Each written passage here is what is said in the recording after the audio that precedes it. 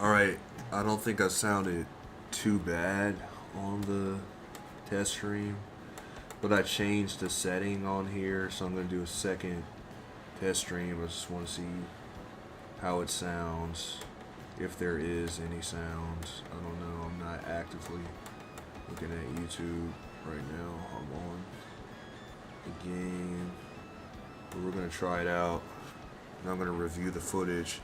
And I think I'm going to do one more Grand Prix just to see how it is. I like this costume for Mario.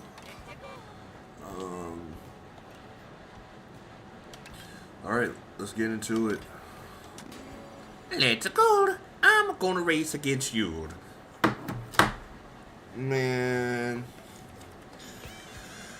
Oh. It kind of sucks that there's not going to be any non-Mario characters in Mario Kart World. That's been confirmed. Who did Mario Kart 8 have? They had Link, Villager, Isabelle, and the Inklings, right? It was really only like 4 non-Mario characters, but that was enough, bro. Like, I know they said they didn't want like a Smash Kart. They wanted to keep it like Mario characters to stay true to Mario Kart, but I don't know. I liked playing as Link. That was cool. That was really cool, actually.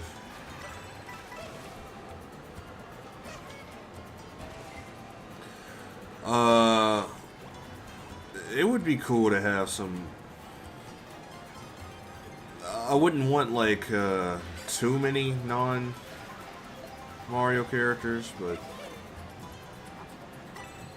it would be cool if they brought back every. Okay, this is gonna be a hot take.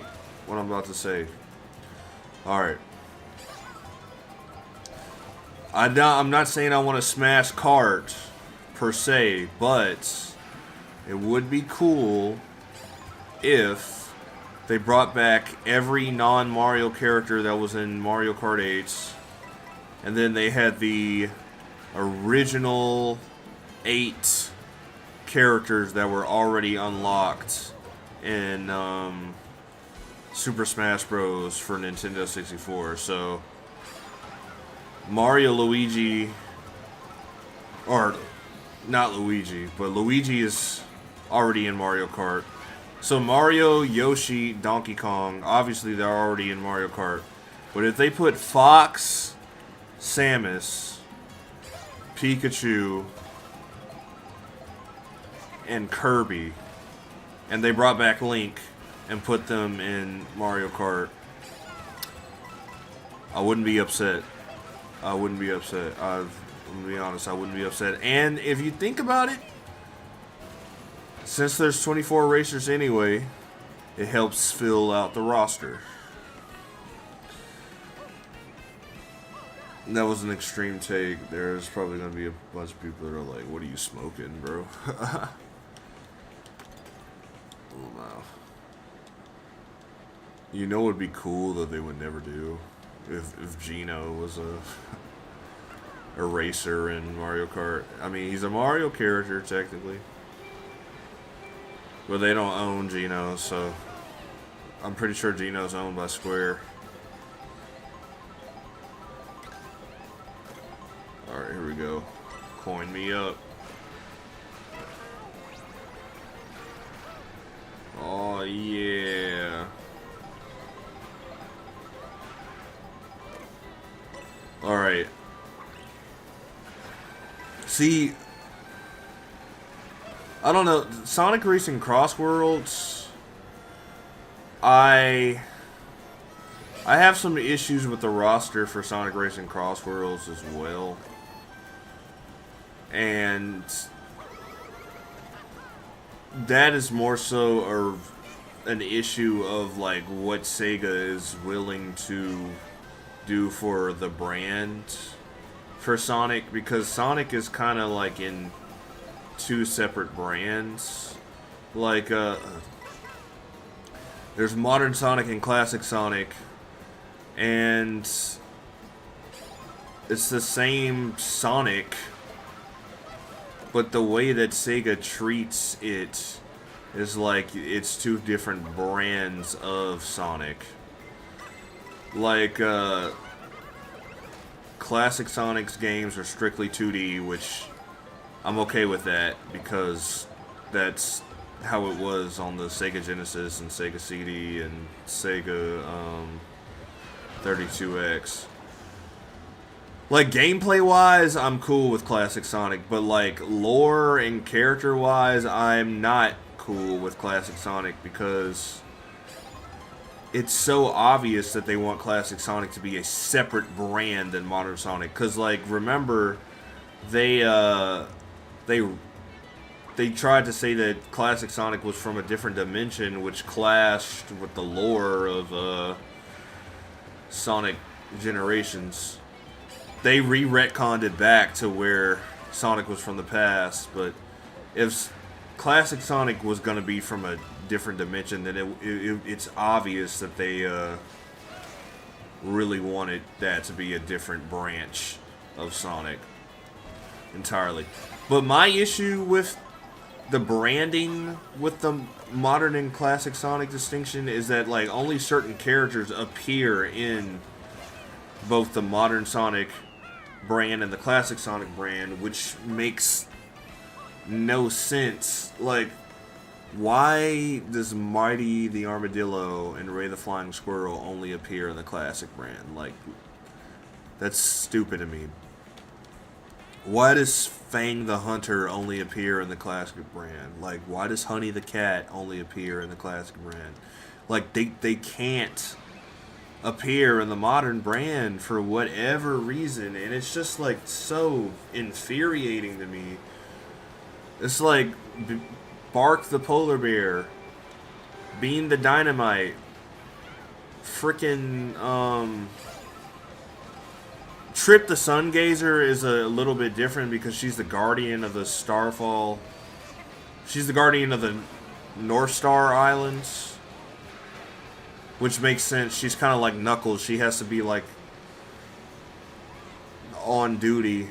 I get that, but, like, bro, like, Team Hooligans, Bean, Fang, and Bark, like, they were adversaries to Sonic, like, and, like, why does Sonic never fight them anymore in the Modern brand? Like, that's stupid. If the Modern brand is the present and the Classic brand is the past, then, like, I don't know, did they make up with Sonic?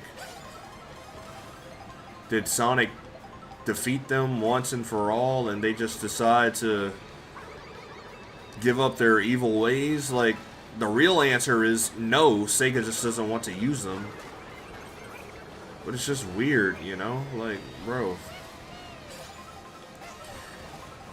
Point that I'm trying to make is, like, for Sonic Racing Cross Worlds, those characters would be perfect. It's a racing game.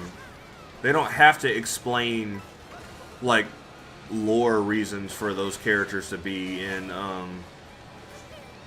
Sonic Racing Cross Worlds, because Sonic Racing Cross Worlds has characters that break lore. Like Sonic the Werehog.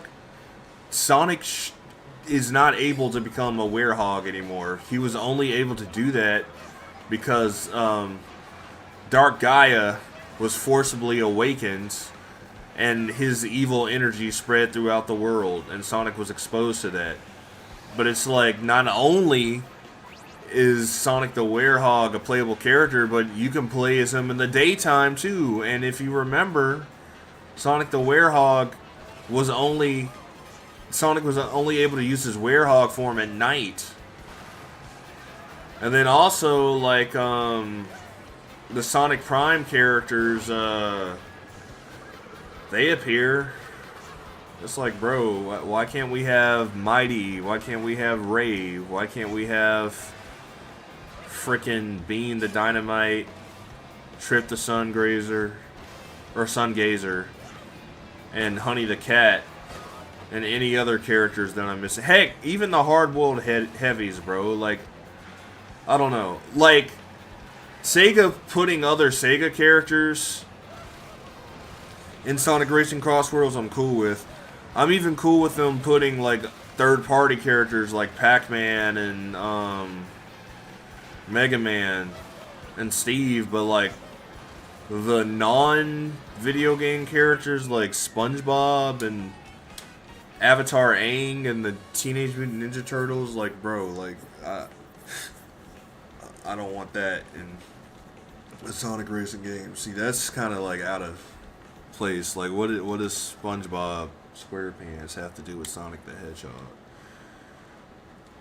I mean, Sega has had a history of working with Nickelodeon and Paramount, but, like, other than that, those two franchises are completely unrelated. You know what I mean?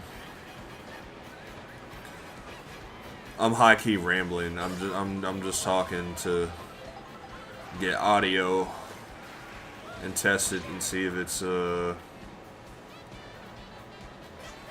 good audio, low key. Man.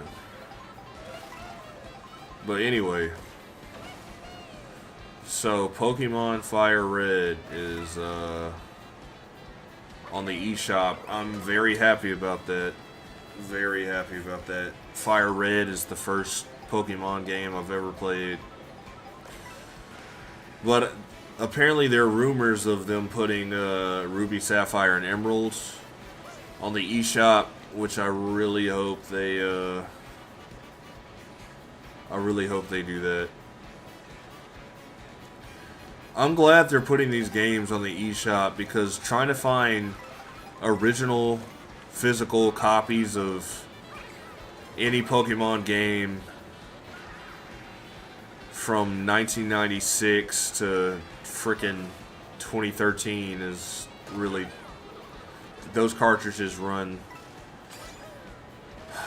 $100 minimum, bro. I was looking at a Pokemon Platinum on GameStop. $99 for a DS cartridge released in 2009. That is insane. I bought a copy of Heart Gold today, bro. A DS game that came out in 2010. $167. Good lord. That is redonkulous, bro. So if they can put all those Pokemon games on the Switch, I'd be happy. A lot of people oh goodness. And here's some speculation from me, bro. Here's some speculation. Pokemon Bank came out in oh god, I suck right now. I gotta lock in. Hold on. Might not be able to talk. Gotta lock in.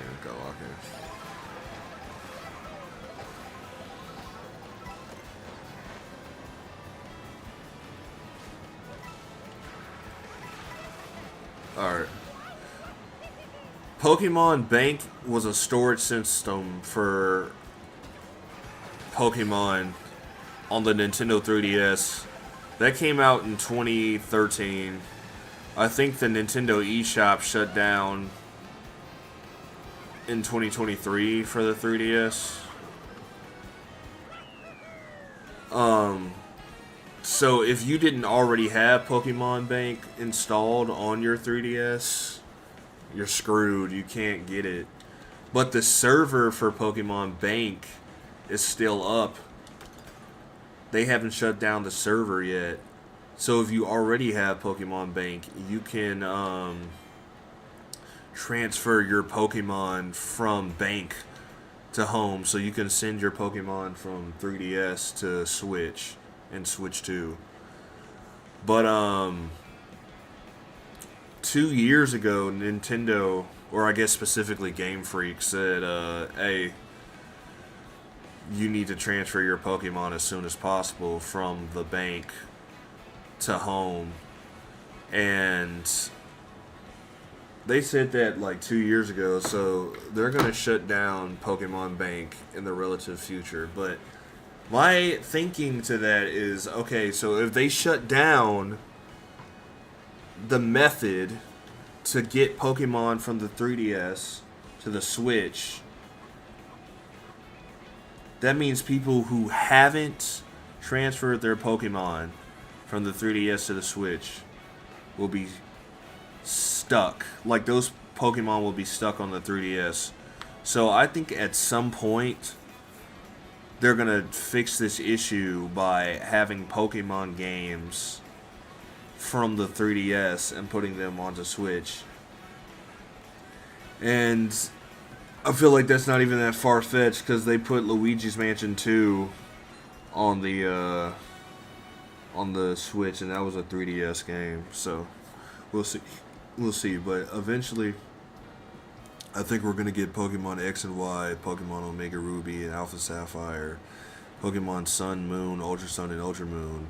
All of these are 3DS games. I think we're gonna get them on the Switch, and I'm gonna say something that I'm gonna say something wild. I believe that we'll get 3DS Pokemon games on the Switch before we get DS games on the Switch. So I think we'll get X, Y, Sun, Moon, Ultra Sun, Ultra Moon, Omega Ruby, and Alpha Sapphire on the Switch before Diamond, Pearl, Platinum, Heart Gold, Soul Silver, Black, White, Black 2, and White 2. And the reason why I think that is because they want to fix this problem with Pokemon Bank and Pokemon Home.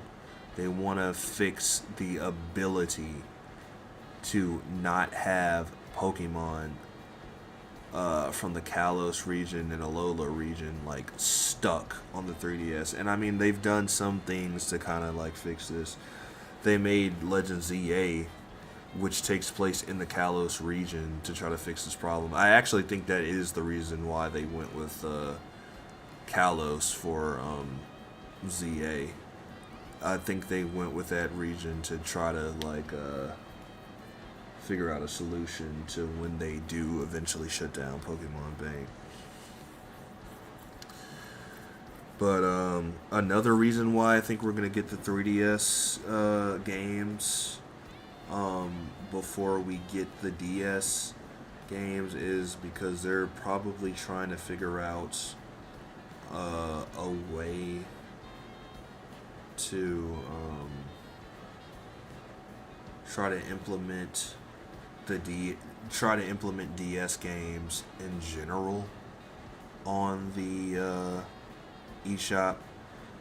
I know the 3DS has a second screen as well, and actually I'm probably about to redact this point that I was about to make. I was gonna say that the bottom screen for Pokemon 3DS games are not as prominent as the bottom screen for DS Pokemon games, but looking back at it, they absolutely were. So, heck, might have to redact that statement. I don't know, I'm speculating. It is 4:09 a.m. as I am recording this live stream, or streaming this live stream. So, I'm yapping. I'm tired. I'm about to go to sleep, and I'm probably not going to wake up till like 1 or 2 p.m. That's wild, bro. But yeah, this was just a test to see how the audio sounds, so without further ado, I'm going to end it. I didn't even do my intro, bro. This is One Up Gator, bringing you back to life. I'll see you on the flip side.